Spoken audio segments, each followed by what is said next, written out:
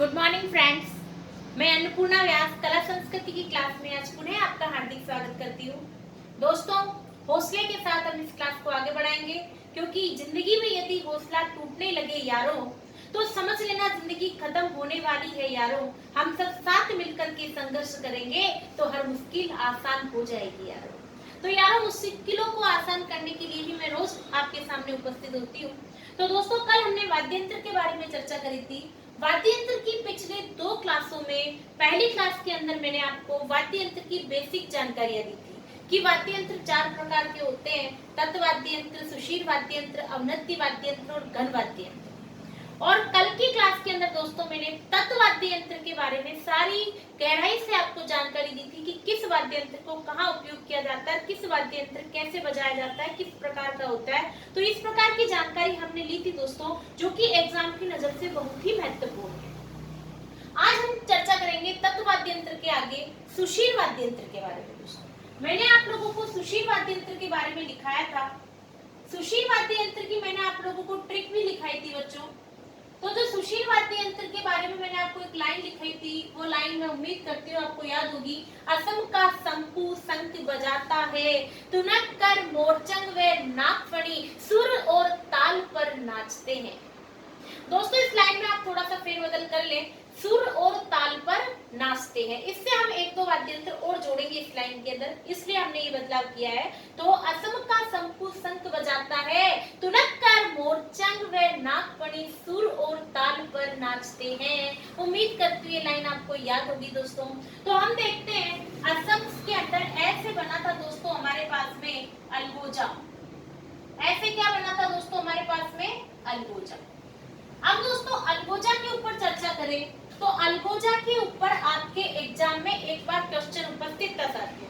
जो पहला क्वेश्चन उपस्थित था अलगोजा के अंदर वो ये है कि राजस्थान का राजकीय वाद्य यंत्र निम्न में से कौन सा वाद्य यंत्र कहलाता है। यह आपके एग्जाम में आया हुआ क्वेश्चन है साथियों। तो राजस्थान का राजकीय वाद्य यंत्र हम लिखेंगे ये है राजस्थान का, ये है राजस्थान का राजकीय वाद्य यंत्र कहलाता है।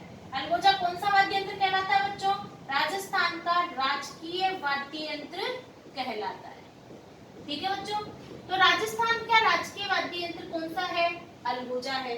यह जो अलगोजा होता है दोस्तों, इसके अंदर क्या होता है कि 4 छेद की 2 बांसुरी का प्रयोग किया जाता है।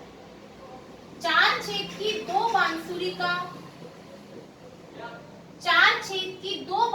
का प्रयोग किया जाता है। 4 छेद की 2 बांसुरी का प्रयोग किया जाता है। ठीक है दोस्तों,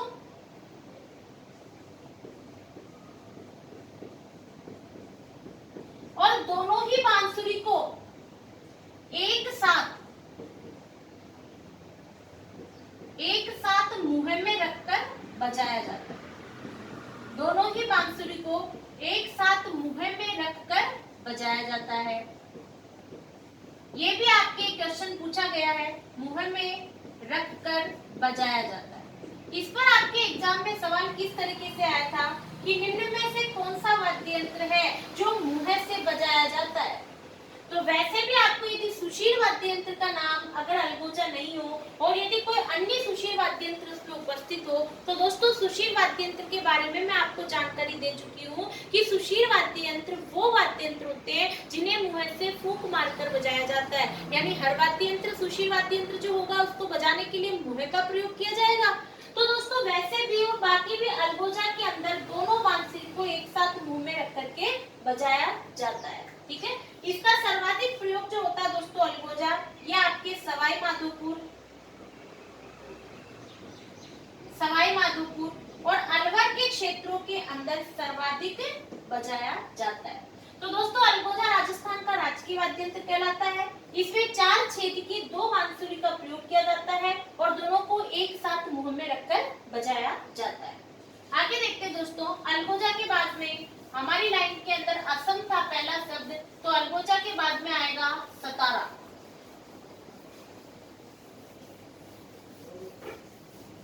अलगोजा के बाद में हम प्रयोग करेंगे सतारा।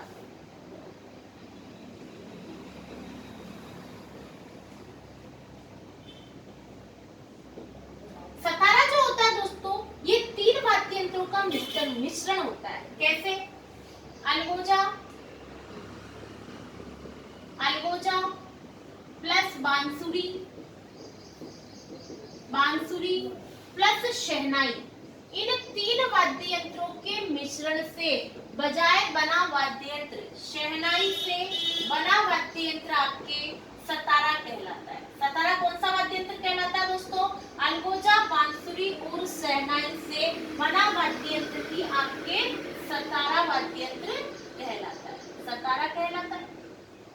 ठीक है दोस्तों, ये जो सतारा वाद्य यंत्र होता है यह लंगा जाति के द्वारा बजाया जाता है। कौन सी जाति के द्वारा बजाया जाता है? लंगा जाति द्वारा बजाया जाता है। कौन सी जाति द्वारा बजाया जाता है बच्चों? लंगा जाति द्वारा बजाया जाता है। तो इस तरीके से ये लंगा जाति जो होती है ना, ये एक संगीत जाति होती है दोस्तों। इसके बारे में मैं पिछली क्लास में भी आपके साथ चर्चा कर चुकी हूँ कि जैसलमेर और बाड़मेर के क्षेत्रों में कुछ संगीत जातियां पाई जाती है, जैसे लंगा जाति, मांगिया जाति। ठीक है दोस्तों, तो सतारा जो होता है वो अलगोजा, बांसुरी और शहनाई, इन 3 वाद्य यंत्रों का मिश्रण होता है।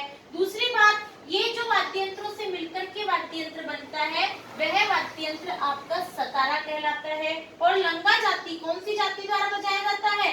लंगा जाति द्वारा। और यह लंगा जाति संगीत जाति के नाम से जानी जाती है। ठीक है दोस्तों, आगे देखते हैं हम लोग। सतारा के बाद में हम देखते हैं मसक, असम का शंभू। सतारा के बाद में क्या आएगा? ऐसे अलगोजा, से सतारा और मैं से मसक बना था हमारे, तो हम देखेंगे इसके अंदर मसक। ये जो होता है ना दोस्तों मसक, ये मसक जो होता है यह आपके सर्वाधिक कोटा, बूंदी, सवाई माधोपुर वाले क्षेत्रों के अंदर, सवाई माधोपुर, अलवर, इन क्षेत्रों में गुर्जर, धाकड़ और मेव जाति के द्वारा, मेव जाति द्वारा बजाया जाता है। पहली बात तो ये किसके द्वारा बजाया जाता है? मेव जाति द्वारा बजाया जाता है। इसको कैसे बजाया जाता है दोस्तों? इसमें क्या होता है कि एक छेद से, तो एक छेद से फूंक मारी जाती है, फूंक मारी जाती है, एक छेद से फूंक मारी जाती है तथा अन्य 2 छेदों से, अन्य 2 छेद से स्वर बाहर निकलता है, स्वर बाहर निकलता है। तो इस प्रकार का जो वाद्य यंत्र होता है वह वाद्य यंत्र आपके मसक कहलाता है दोस्तों। तो मसक कोटा, बूंदी, सवाई माधोपुर, अलवर, गुर्जर की धाकड़, मेव जाति द्वारा बजाया जाता है। इसमें क्या होता है दोस्तों कि एक छेद जो होता है उसमें से फूंक मारते हैं और 2 छेदों के पाइप जो होते हैं पीछे की तरफ निकले हुए होते हैं, उनसे स्वर बाहर निकलता है, जैसे आपके बैंड बाजों में भी होता है इस तरीके से। तो ये आपके मसक होता है। असम अलगोजा हो गया, सतारा मसक, असम का शंभू, से क्या बनेगा दोस्तों? शहनाई, से बनेगा शहनाई। दोस्तों आप लोग उसमें अलगोजा के प्रमुख कलाकार का नाम लिख लीजिए। अलगोजा को बजाने के जो प्रमुख कलाकार है उनका नाम है रामनाथ चौधरी, जो कि जयपुर के रहने वाले हैं। आप ये नाम नोट कर लीजिए। कई बार कलाकारों के नाम एग्जाम में पूछ ले जाते हैं, जैसे आपके एग्जाम के अंदर क्वेश्चन उपस्थित था आपके पीटीए के एग्जाम में कि साकर खान को किस वाद्य यंत्र का कलाकार माना जाता है? तो साकर खान, कमल खां साकर, साकर खान उसे कहा गया है, तो कमल का साकर का नाम पूछा गया है। जहूर का मेवाती का संबंध राजस्थान के किस क्षेत्र से है? अलवर से है, ये भी मैं आपको लिखा चुकी हूँ। तो इस तरीके के सवाल पहले एग्जाम में पूछे गए दोस्तों, तो आगे भी पूछे जा सकते हैं आपको। तो यहाँ पर रामनाथ चौधरी का संबंध कहाँ से बता रहे बच्चों? जयपुर से बता रहे, जो कि अलगोजा के कलाकार है। ठीक है बच्चों, आगे देखते हैं अपन शहनाई।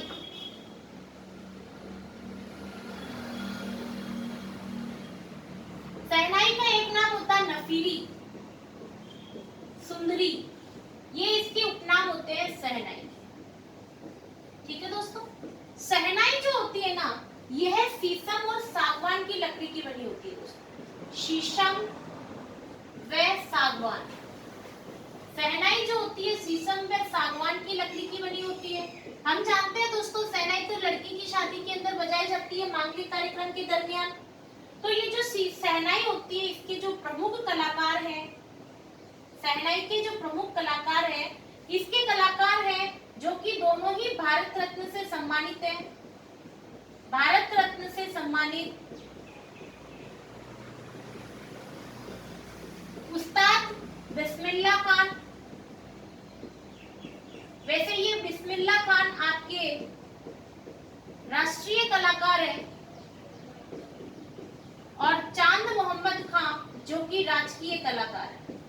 चांद मोहम्मद खान, इन दोनों के ही नाम शहनाई वादक के रूप में प्रसिद्ध माने जाते हैं। शहनाई की आकृति चिलम के समान होती है बच्चों, चिलम के समान इसकी आकृति होती है।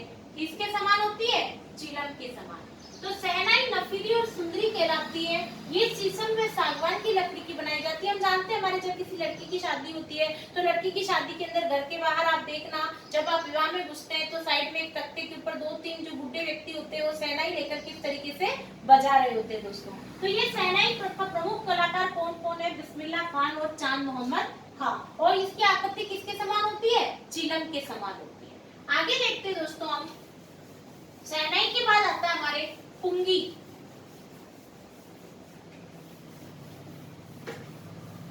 पुंगी जो होती है ना साथियों, पुंगी यह लौकी की तुम्बी की बनी होती है दोस्तों। पहले के जमाने में क्या होता था दोस्तों कि जब ज्यादा साधनों की कमी थी, बताती हूँ मैं आपको, यह लौकी की तुम्बी से बनी होती है। इसमें सर्प को मोहित करने की, सर्पों को मोहित करने की, सर्पों को मोहित करने की, सर्पों को मोहित करने की अद्भुत क्षमता होती है साथी। इसके पास में सर्प को मोहित करने की अद्भुत क्षमता होती है। किसके पास में होती है? पुंगी के पास में। तो यह लौकी की तुम्बी से दोस्तों क्या होता था प्राचीन जमाने के अंदर, पहले के लोगों के पास में जब ज्यादा सामान और सुविधाएं उपलब्ध नहीं हुआ करती थी तो अपने जैसे जो कद्दू होता है, ये लौकी होती है, बड़े बड़े लगते थे। तो ये लोग क्या करते थे, उसका जो कवर होता है ना बाहर का, वो थोड़ा हार्ड होता है, तो दोस्तों उसको थोड़ा सा काट लेते थे और उसका अंदर का सामान निकालने के बाद में उसके कवर को सुखा देते थे। फिर उसे पानी भरने के लिए या छोटा मोटा सामान रखने के लिए, या पहले जैसे टिफिन वगैरह नहीं हुआ करते थे तो उसी में रोटी सब्जी रख करके ले जाना, तो उन पात्रों का उपयोग किया जाता था दोस्तों। तो ये जो पुंगी होती है ना, ये भी वैसी होती है कि एक लौकी की तुम्बी को सुखा दिया जाता है, फिर ऊपर उसमें छोटा सा छेद करके, पीछे छेद करके और फिर उसको हवा मार करके बजाया जाता है। कहा जाता है कि उससे जो स्वर निकलता है ना दोस्तों, उस स्वर से सर्प कहीं पर भी छुपा हुआ होता है तो वो निकल कर आपके सामने आ जाता है बच्चों। तो इस तरीके से इसमें सर्पों को मोहित करने की अद्भुत क्षमता होती है। तो हम देखेंगे आगे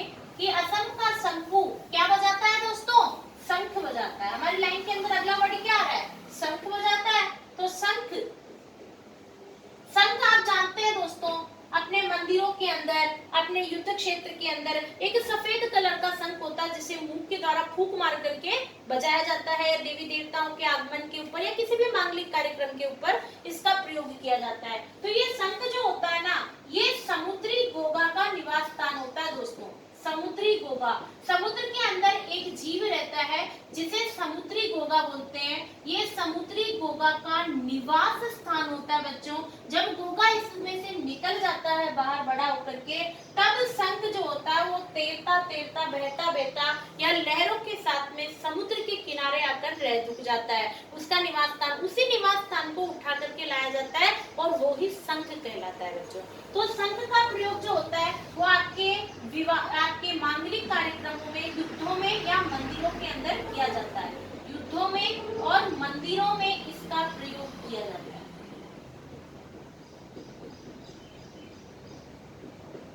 मंदिरों में शंख का प्रयोग किया जाता है। तो असम का शंखू शंख बजाता है।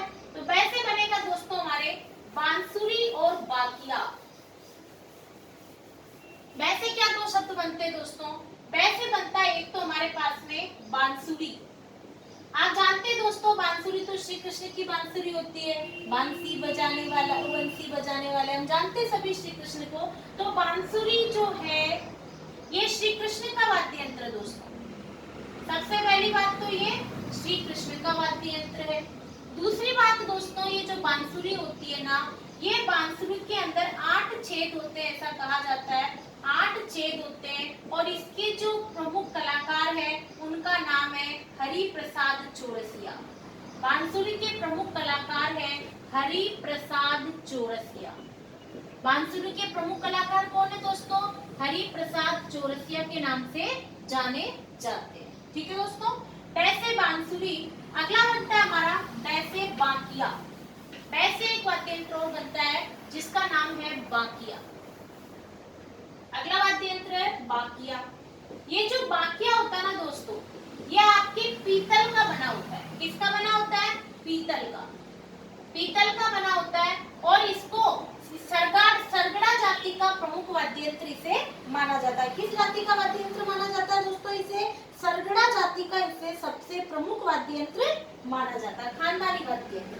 तो आप इसमें लिखेंगे सरगड़ा जाति का, सरगड़ा जाति का खानदानी वाद्य यंत्र माना जाता है।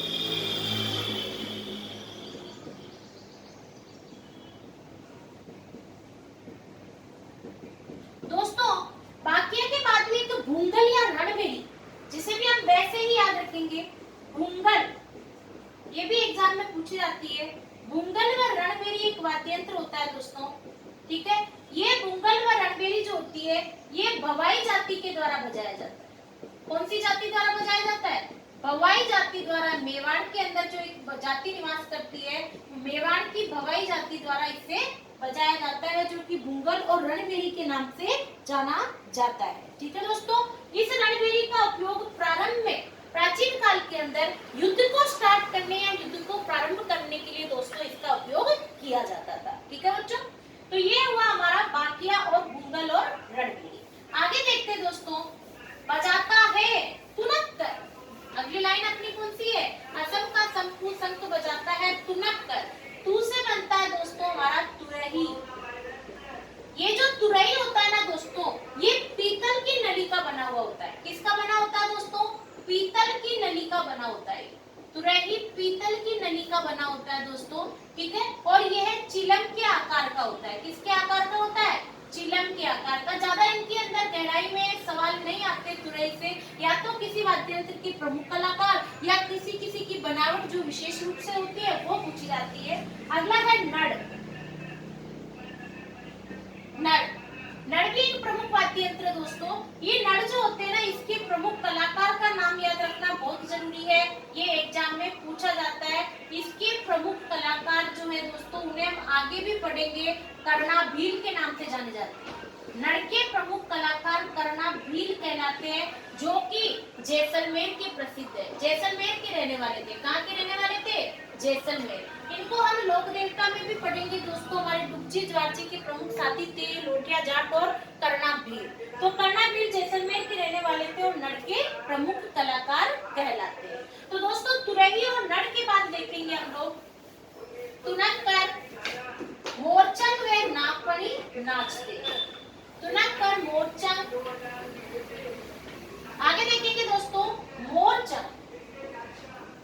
ये जो मोरचंग होता है ना दोस्तों, यह मोरचंग जो होते हैं ये पीतल का बना होता है। पीतल का बना होता है और इसे होठों के मध्य रखकर बजाया जाता है। मोरचंग को होठों के मध्य,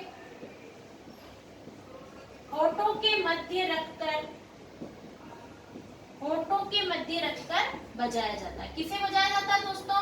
मोरचंग को। मोरचंग के बाद आता है दोस्तों नागफणी। नागफणी जो होता है वो आपके पीतल की नलिका, पीतल की नली से, पीतल की नली से सर्प के आकार का बना वाद्य यंत्र होता है। पीतल की नली से सर्प के आकार का, सर्प के आकार का बना वाद्य यंत्र होता है दोस्तों, बना वाद्य यंत्र। ठीक है दोस्तों, ये कौन सा वाद्य यंत्र कहलाता है हमारा? नागफणी। यानी मोरचंग पीतल का बना होता है जो दोनों होठों के मध्य रखकर बजाया जाता है। नागफड़ी पीतल की नलिका का बना हुआ होता है जो कि बिल्कुल सर्प के आकार का होता है। दोस्तों हमारे बैंड बाजे वाले भी इसका उपयोग करते हैं अभी वर्तमान के अंदर। ठीक है बच्चों, तो मोरचंग और नागफड़ी की बात देखते हैं अपन। मोरचंग में नागफड़ी सुर व ताल के साथ, सु से बनता है दोस्तों हमारे सुरनाई।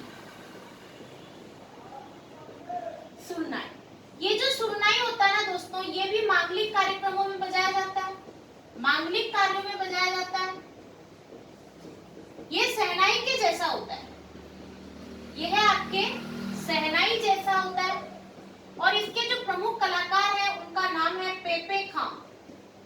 प्रमुख कलाकार बहुत महत्वपूर्ण है, सुरनाई के एग्जाम में पूछे जाते हैं। प्रमुख कलाकार है पेपे खां। ये जो पेपे खां है ये जैसलमेर के रहने वाले दोस्तों, कहाँ के रहने वाले हैं? जैसलमेर के। ठीक है दोस्तों, इसके बाद में मैंने आपको दो लिखाए थे, तारपी और पावरी। ये जो पावरी जो होती है ना, ये बांस की लकड़ी की बनी होती है, बांस की लकड़ी का बना होता है। और यह कथोड़ी जनजाति का प्रमुख वाद्य यंत्र है। जनजाति का नाम पूछ लिया जाता है दोस्तों कई बार, तो ये कथोड़ी जनजाति का से संबंध रखता है। और तारपी भी एक ही महत्वपूर्ण लाइन है, यह आपके कथोड़ी जनजाति से संबंध रखता है। किससे संबंध रखता है? कथोड़ी जनजाति से।